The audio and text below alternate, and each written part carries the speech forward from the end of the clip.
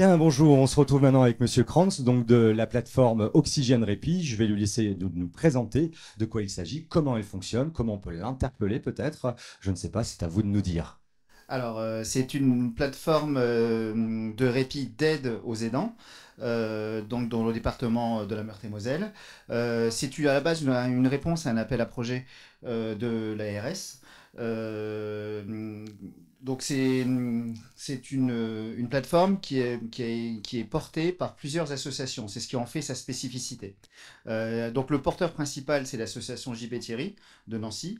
Et il y a des coporteurs qui sont l'association ALAG, UDAF, Vivre avec l'autisme, le GEM.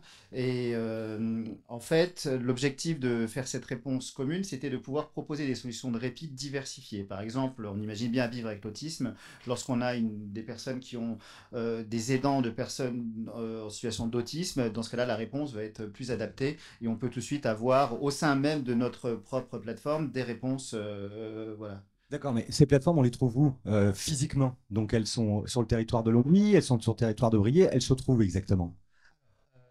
C'est sur le territoire de la Meurthe-et-Moselle. Donc forcément, la Meurthe-et-Moselle étant faite comme elle est faite, il y a une présence plus importante sur le secteur sud, donc Nancy, Pont-à-Mousson, tout ça. Donc représenté par JB Thierry physiquement, donc dans l'établissement de JB Thierry, mais elle est aussi, on a tenu à ce qu'elle soit présente dans le secteur nord, donc Mont-Saint-Martin, Longwy, jusqu'à Briey, hein, voilà, par la présence d'établissements, comme je vous disais, la réponse à plusieurs associations, par exemple la LAG, la masse de Mont-Saint-Martin, de la LAG, a une référente nord. Ce qu'on appelle référente, ce sont des personnes simplement qui reçoivent des coups de fil, qui reçoivent les demandes au téléphone.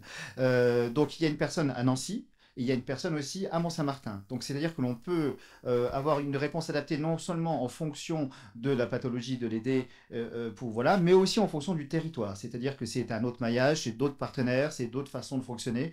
Dans ce cas-là, il y a une réponse aussi adaptée par la référente Nord, justement, qui pourra répondre et qui a déjà un partenariat développé sur le territoire. En plus, je termine au niveau de territorialité. On a un partenariat très fort et on répond ensemble avec la plateforme d'aide aux aidants en personnes en situation de handicap de Moselle 57, qui est portée par Bompard, par la Fondation Bompard. Donc là aussi, on voit bien sur la forme du territoire, il y a des situations communes, hein, les gens ne fonctionnent pas forcément en termes de territoire très sectorisé comme nous on le fait. Donc ça permet aussi de pouvoir échanger et travailler ensemble et de ne pas avoir ces frontières de territoire. Et vous accueillez combien de personnes à peu près sur la globalité des différents territoires? Alors, le principe, c'est que on existe nous depuis un an et demi à peu près, donc c'est tout récent, hein. On a d'abord eu tout un travail de se faire connaître, un travail aussi de maillage territorial, un travail de développement du partenariat, et donc c'est un système de téléphone. Je connais pas là, le numéro unique, je l'ai pas en tête, je suis désolé. On a un numéro unique. Les personnes, mais vous pouvez le trouver sur internet, sur nos sites. Vous tapez plateforme d'aide aux aidants 54 personnes en situation de handicap et vous tombez sur le numéro, notre site et tout ça. Par contre, donc les personnes appellent et de là, les référentes traitent les situations si c'est des besoins d'information, d'accompagnement, de recevoir, de parler et aussi de répit très concret, pouvoir donner du répit, donc s'occuper de l'aider, voilà.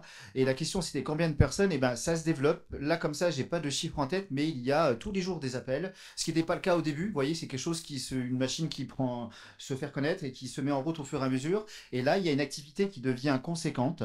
Donc une réelle activité avec des appels tous les jours. Je ne peux pas vous donner les chiffres là parce que c'est en train de... Mais en tout cas, c'est un outil qui fonctionne, c'est un outil qui se développe, c'est aussi une solution alternative aidant-aider, donc c'est quelque chose en fait d'innovant et qu'il va falloir effectivement mûrir, réfléchir et encore continuer par le biais de l'information, par le biais de forums, etc., pour donner cette information à l'ensemble de notre population. Oui, c'est un outil où on voit que ça répond à un besoin, vu que les appels sont en progression. Et en plus, il y a des appels, là où on a été étonné, on semblait avoir des appels des personnes aidantes, mais pas seulement, on a beaucoup d'appels aussi de professionnels qui sont face à des situations sur lesquelles ils n'ont pas forcément des réponses à donner comme ça et sur lesquelles on peut réfléchir ensemble sur quelles réponses donner. Donc il y a aussi tout un travail, il y a beaucoup d'appels de professionnels, voilà, ce qui est intéressant. Merci Monsieur Kranz.